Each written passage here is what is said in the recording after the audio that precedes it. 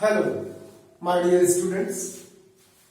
This video especially I made for my loving students. क्यों? क्योंकि जब भी कोई स्टूडेंट एग्जाम देता है तो वो हमेशा ये सोचते हैं कि कैसे एग्जामिनर कॉपी चेक करते होंगे, कि what is the correction method of the examiner, मतलब how the examiner gives the marks to the students. Also, I'm also the examiner because in the board examination I also check the copies. But what is the method? Actual method क्या होता है copy check करके marks देने का? So that I'm going to tell you. First of all, I want to tell something about your daily life. कैसे होता है?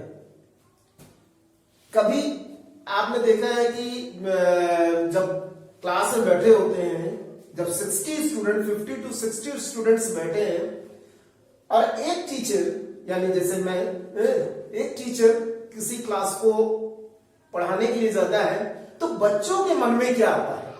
वैसे तो बहुत सारे क्वेश्चंस आते हैं बच्चों के मन में, मजाक भी करते हैं और साथ में पीछे बैठ करके और भी कुछ करते हैं, लेकिन what is the main point that comes in the mind of the students?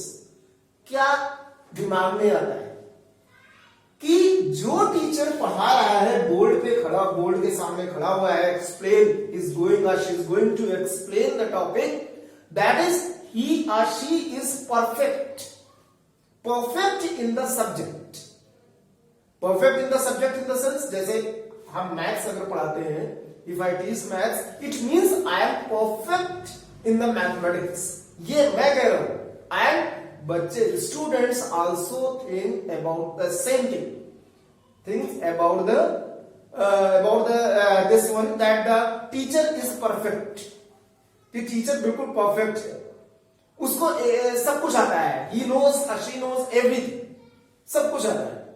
तो परफेक्शन की बात आती है. जैसे for example, one more example, अगर कोई पेशेंट होता है जब वो डॉक्टर को दिखाने जाता है तो इसका मतलब वो जानता है कि ये डॉक्टर हमको ठीक कर देगा, कि doctor is perfect. After God doctor is here. तो डॉक्टर की जो मतलब की परफेक्टनेस है वो पेशेंट के लिए जरूरी. पेशेंट क्या सोचता है कि नहीं, हम ठीक हो जाएंगे क्योंकि उसके पास जा रहे हैं, वो हमें ठीक कर देगा.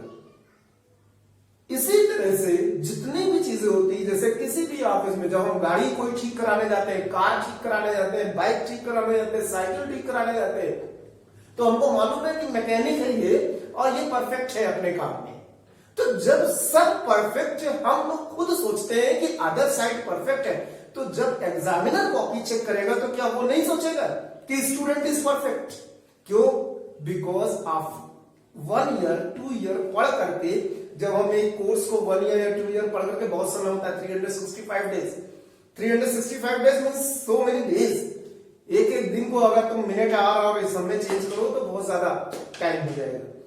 तो 365 डेज अगर पढ़ करके हम एक एग्जाम दे रहे हैं तो it means the examiner think that the student is perfect. और परफेक्शन जरूरी है. That is the number 6 point. Is 6 point perfection.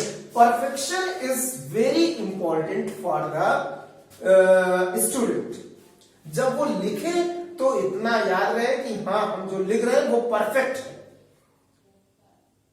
This is the main point. जब एग्जामिनर चेक करता है तो वो समझता है कि ही इज परफेक्ट या शी इज परफेक्ट. देन सबसे पहले नजर, जब कभी हम पेपर पढ़ते हैं या कोई भी चीज करते हैं, जब बुक पढ़ते हैं, तो सब अगर नजर में जाती है, एक कोई अगर पिक्चर बनी हुई, डायग्राम बना हुआ है, तो डायग्राम के ऊपर नजर जाती है. और डायग्राम बहुत अच्छा इंपैक्ट डालता है. डायग्राम सबसे ज्यादा इंपैक्ट डायग्राम डालता है. वो सब कुछ बता देता है, बिना कुछ पढ़े वो कुछ भी बता सकता है कि हाँ इसमें है क्या. डायग्राम से बहुत अच्छी चीजें समझ में आ जाती है, जैसे ग्राफ है या डायग्राम, कोई भी बायोलॉजी का पेपर हुआ, मैथमेटिक्स का पेपर हुआ, ज्योग्राफी का पेपर हुआ, तो in every paper the diagram is needed. तो अगर कहीं पे डायग्राम की जरूरत है और पूछा भी नहीं गया है, that is doesn't mean that the every question the diagram is need, but if it is required then you have to draw.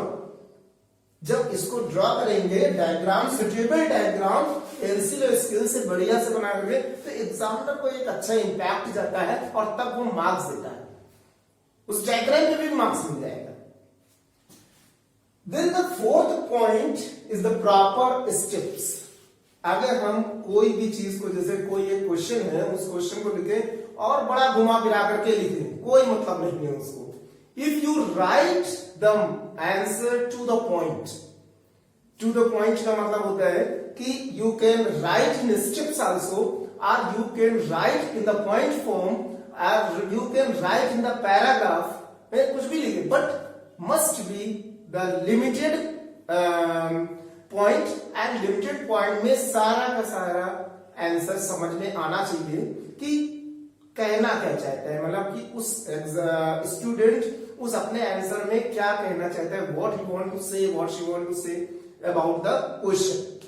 तो इससे क्या होगा, एग्जामिनर को जब पढ़ेगा, थोड़े से पढ़कर तो उसको समझ में आ जाएगा कि हाँ ठीक है, ये करेक्ट आंसर है, और उसको वो मार्क्स देगा।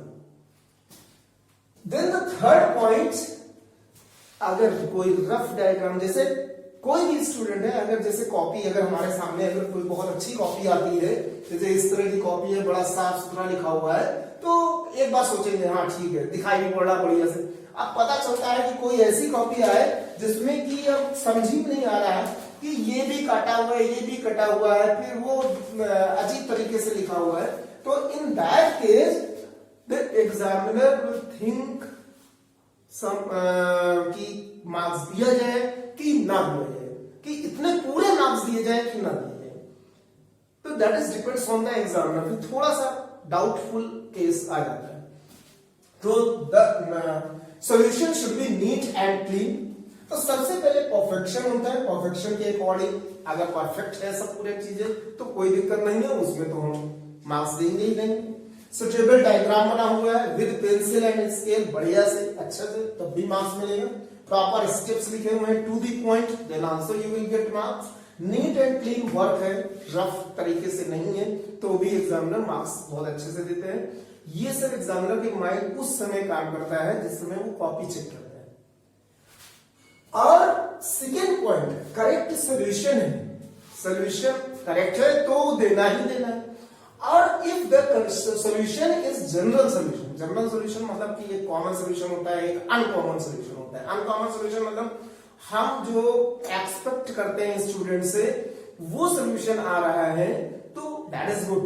मतलब जो क्लास में पढ़ाया जाता है कि you do by this way and the students are doing by the other way, मतलब बहुत ही घुमा फिरा करके दे रहे हैं अनकॉमन सोल्यूशन, भले ही आंसर आ रहा हो बट समथिंग इज रॉन्ग, तो उसमें क्या होता है कि एग्जामिनर देते नहीं है, मतलब कि कम देते हैं मार्क्स। तो you should write the general solution and question, correct question. अब हमने क्वेश्चन दिया है, जो पेपर में क्वेश्चन आया उस पे हमने कहीं एक दो वर्ड या 1-2 डिजिट्स इधर से उधर हो गई, और उसके बाद में पूरा कर लिया आंसर, तो भाई वहां पे मिलेगा नहीं देखने को। मेन आंसर तो तुम घर आओगे तब पता चलेगा कि हाँ ये तो गलत हो गई। तो आगे क्वेश्चन पढ़ते समय जरूर ध्यान रखना है कि हम सही क्वेश्चन को कर रहे हैं, उसका सोल्यूशन कर रहे हैं, then you will get marks. Examiner कब मार्क्स देगा, करेक्ट क्वेश्चन पे ही मार्क्स देगा। अगर तुमने मिस रीड किया, इसको मिस रीडिंग कहते हैं, उसे मार्क्स कट जाएंगे। कितने कटते हैं that is depends on the that situation कि एग्जामिनर कितना मार्क्स काटता है। तो examiner means he is she is entitled to deduct the marks and to give the marks, दोनों चीजें। डिडक्ट भी कर सकता है और दे भी सकता है। तो इसलिए आप लोग ये सब गलतियां न करें जो मैंने बताई, इन सब चीजों का ध्यान रखेंगे, मार्क्स पूरे मिलेंगे। That is all the best for board examination. Thank you.